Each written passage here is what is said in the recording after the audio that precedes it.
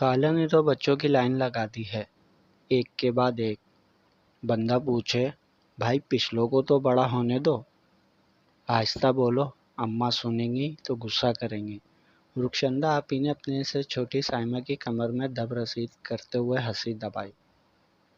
میں تو اس بار نہیں جاؤں، خالہ کا چھوٹا بیٹا ہے نا، کیا نام ہے اس کا، احمد، بہت ہی بدتمیز اور بدمزاج بچہ ہے۔ گرم گرم سالن گرا دیا مجھ پر۔ بتاؤ بھلا، خالہ نے ذرا بھی تمیز نہیں سکھائی اسے، اوپر سے کہتی ہیں پھر کیا ہوا، احمد تو بچہ ہے۔ صوبیہ آپی بتاتے ہوئے بہت دل برداشتہ لگی تھی خالہ کے رویے سے۔ اس بار آپی نے بھی ہاتھ اٹھا دیے تھے۔ پاکیزہ، پانی تو پلا دے۔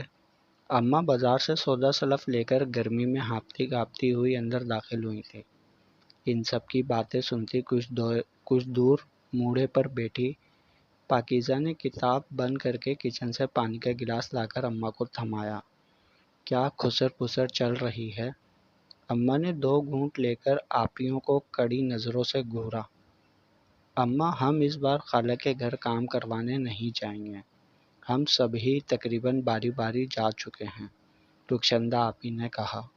اماں، آپ اس بار پاکیزہ کو بھیج دیں، ویسے بھی یہ فارغ ہی ہے، انٹر کا رزلٹ آنے میں تو ابھی وقت ہے۔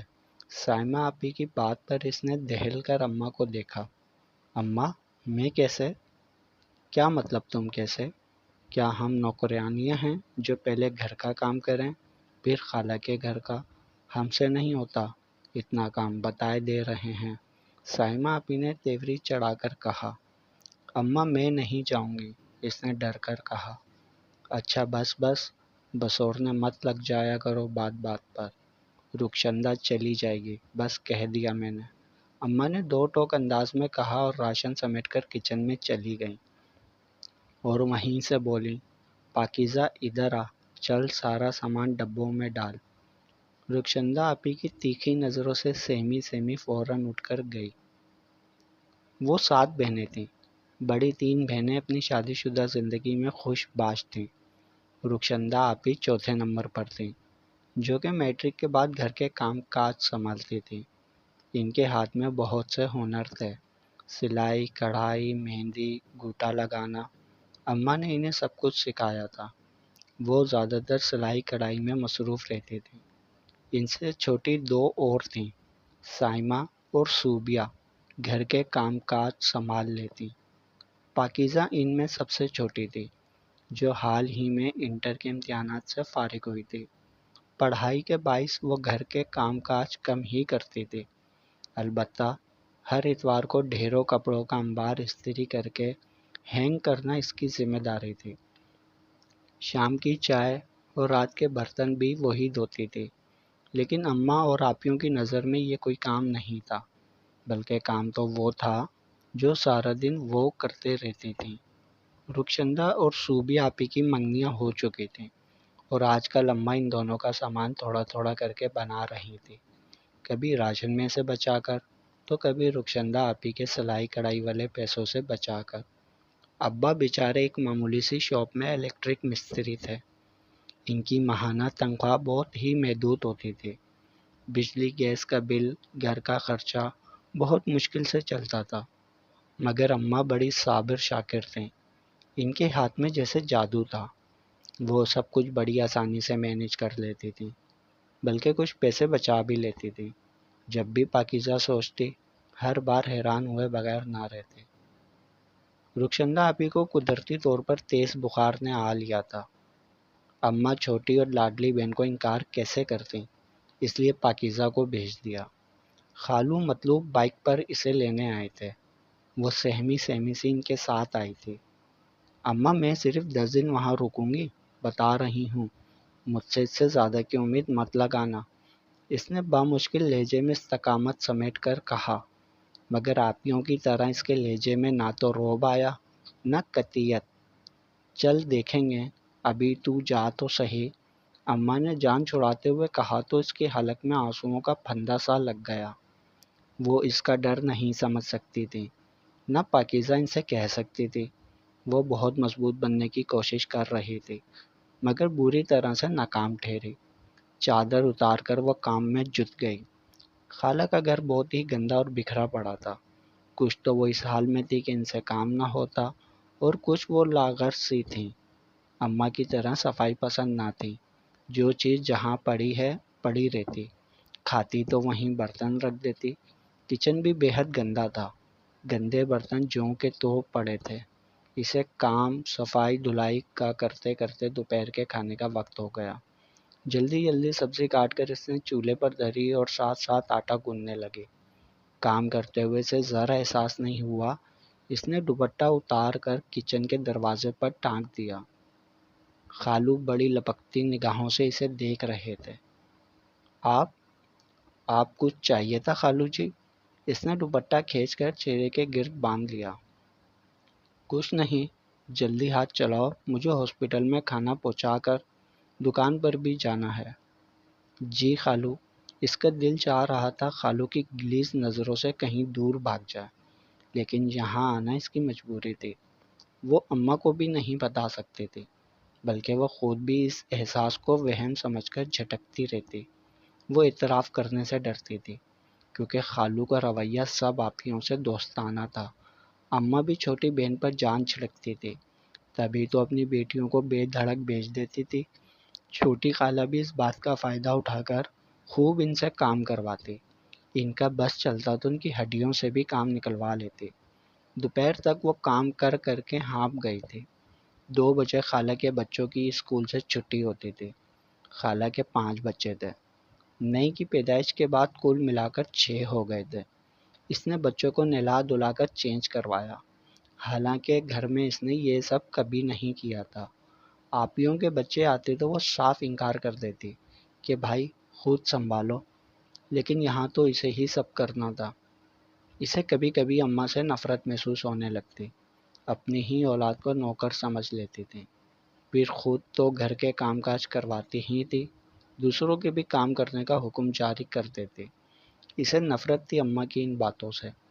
کبھی کبھی وہ دل ہی دل میں اس احساس پر استغفار پڑھ لیتی، کیونکہ ماں کی ہدایتوں سے نفرت بھلا کوئی بیوقوف ہی کر سکتا تھا۔ خالو بچوں کو اسکول سے پک کر کے گھر تو لے آئے تھے، مگر آتے ہی کمرے میں گھس گئے تھے۔ اس نے ڈائننگ ٹیبل پر سب کے لیے کھانا لگایا تھا، تو وہ یہاں کیوں نہیں کھاتے؟ اس نے دھڑکتے دل سے سوچتے ہوئے مناہل سے کہا۔ مناہل، جاؤ اپنے پاپا کو بولو آ کے کھانا کھا لیں، آپ خود چلی جائیں۔ مناہل نے ٹھک سے جواب اس کے منہ پر مارا۔ وہ دل ہی دل میں آنسو پیتی کمرے کے دروازے تک گئی اور دستخط دے کر بولی، خالو کھانا کھا لیں۔ ارے پاکیزہ تم، اندر آؤ۔ وہ اسے دیکھ کر سیدھے ہوئے۔ خالو آپ کھانا کھا لیں، اس نے خالو کی بولتی نظروں سے انجان بنتے ہوئے جلدی سے کہا اور وہاں سے فوراً ہٹ گئی۔ خالہ 5 دن بعد ہاسپٹل سے گھر آ گئی تھیں، مگر مجال تھی کہ وہ اپنے ہاتھ سے خود اٹھ کر پانی ہی پی لیتی۔ ایک تو وہ گھر کے کاموں میں بولائی سی پھرتی، صبح کا ناشتہ، بچوں کو تیار کر کے اسکول بھیجنا، گھر کی صاف ستھرائی، دوپہر کا کھانا، شام کی چائے، رات کا کھانا۔ اوپر سے خالہ کی زبان پر پاکیزہ پاکیزہ کی رٹ رہتی تھی۔ پاکیزہ مننے کی یہ چیز پکڑوا دو، پاکیزہ مننے کی وہ چیز پکڑوا دو۔ وہ تو اماں دن کو آ جاتی تھی مننے کو سنبھالنے، اور رات میں چلی جاتی تھی، ورنہ پاکیزہ پاگل ہو چکی ہوتی۔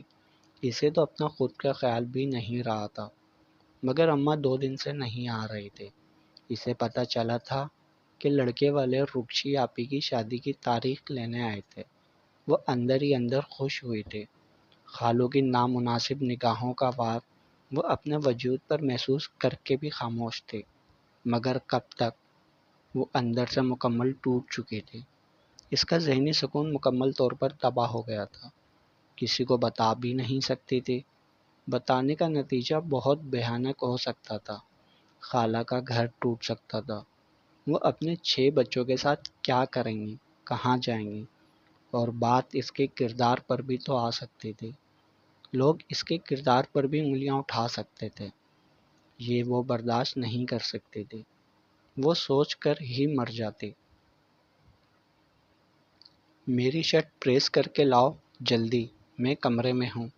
وہ کچن میں احمد کے لیے دودھ گرم کر رہی تھی کہ خالو نے کہا۔ پاکیزہ کا دل بہت زور سے دھڑکا۔ رات کے اس وقت وہ کہاں جا سکتے تھے بھلا؟ وہ دانستہ کچن میں ہی مصروف رہی، اندر سے بہت گھبرا گئی تھی۔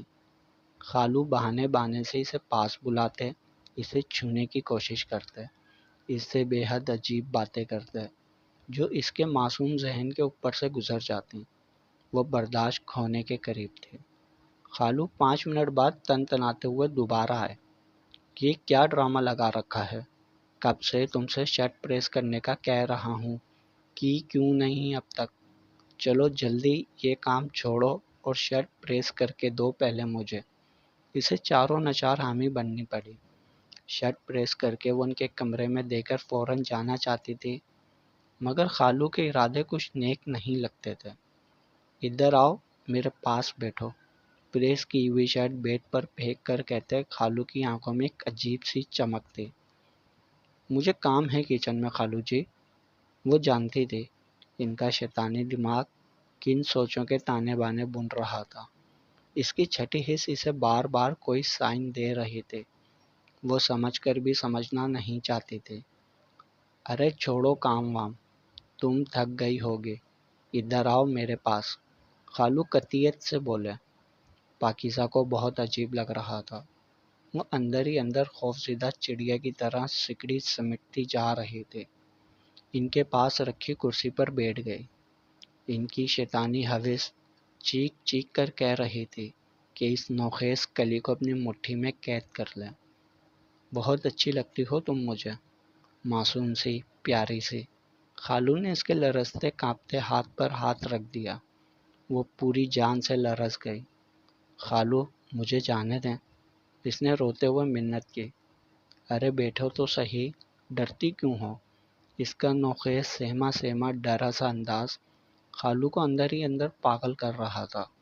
ان کی للچائی نظروں سے وہ خود کو غیر محفوظ تصور کر رہی تھی۔ مجھے خالہ بلا رہی ہیں، احمد کے لیے دودھ گرم کرنا ہے، اس کی برداشت اور صبر جواب دے گیا تھا۔ وہ رو دی۔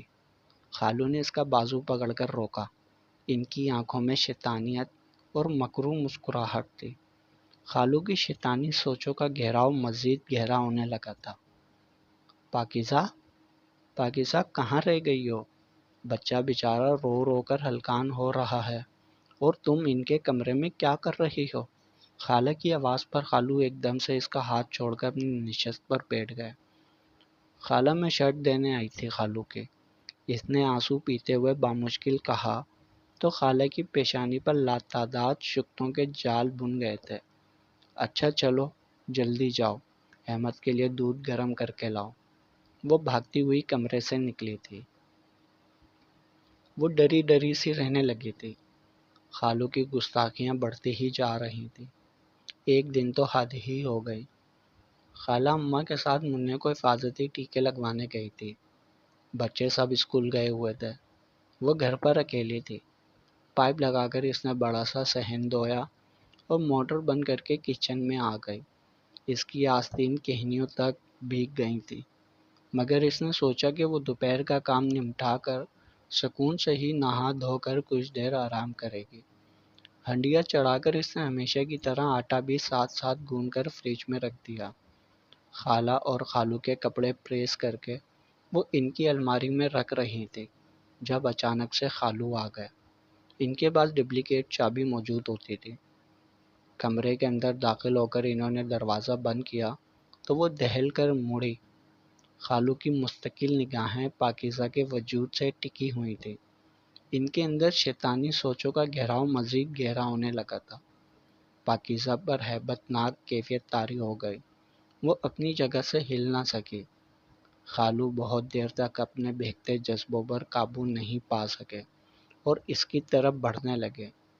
وہ دھڑام سے زمین پر گری اور حواس کھوتی چلی گئی۔ جاری ہے بقیہ اگلے پارٹ میں۔ تمام پارٹس پڑھنے کے لیے چینل سبسکرائب کریں اور ویڈیو کو لائک ضرور کیا کریں۔